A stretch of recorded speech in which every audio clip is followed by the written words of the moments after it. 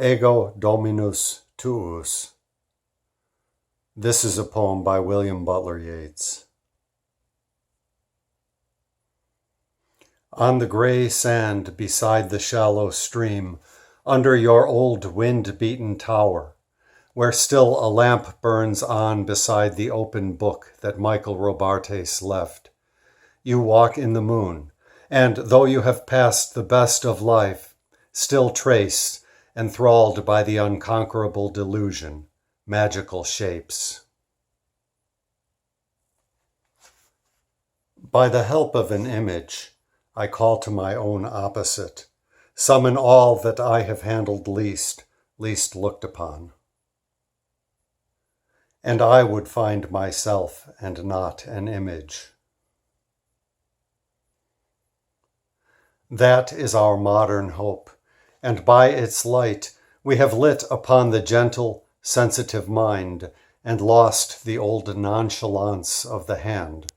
Whether we have chosen chisel, pen, or brush, we are but critics, or but half create, timid, entangled, empty and abashed, lacking the countenance of our friends. And yet, the chief imagination of Christendom, Dante Alighieri, so utterly found himself that he has made that hollow face of his more plain to the mind's eye than any face but that of Christ. And did he find himself? Or was the hunger that had made it hollow, a hunger for the apple on the bough, most out of reach? And is that spectral image the man that Lapo and that Guido knew?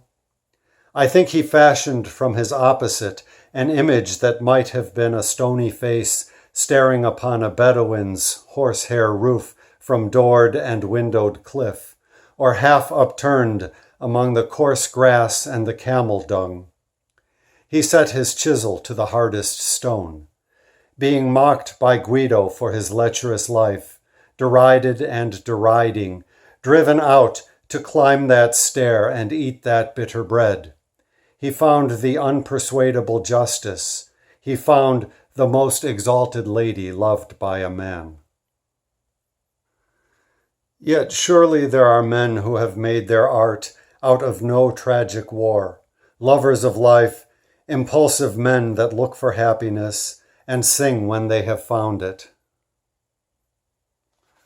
No, not sing, for those that love the world serve it in action, grow rich, popular, and full of influence, and should they paint or write, still it is action, the struggle of the fly in marmalade. The rhetorician would deceive his neighbors, the sentimentalist himself, while art is but a vision of reality. What portion in the world can the artist have who has awakened from the common dream, but dissipation and despair? And yet, no one denies to Keats love of the world. Remember his deliberate happiness. His art is happy, but who knows his mind? I see a schoolboy when I think of him, with face and nose pressed to a sweet shop window. For certainly he sank into his grave, his senses and his heart unsatisfied, and made, being poor, ailing, and ignorant, shut out from all the luxury of the world, the coarse-bred son of a livery stable keeper. Luxuriant song.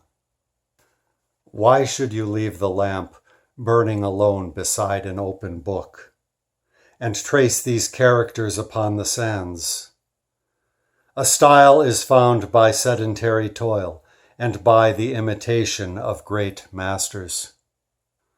Because I seek an image, not a book. Those men that in their writings are most wise own nothing but their blind, stupefied hearts. I call to the mysterious one who yet shall walk the wet sands by the edge of the stream and look most like me, being indeed my double, and prove of all imaginable things the most unlike, being my anti-self, and standing by these characters disclose all that I seek, and whisper it as though he were afraid the birds, who cry aloud their momentary cries before it is dawn, would carry it away to blasphemous men.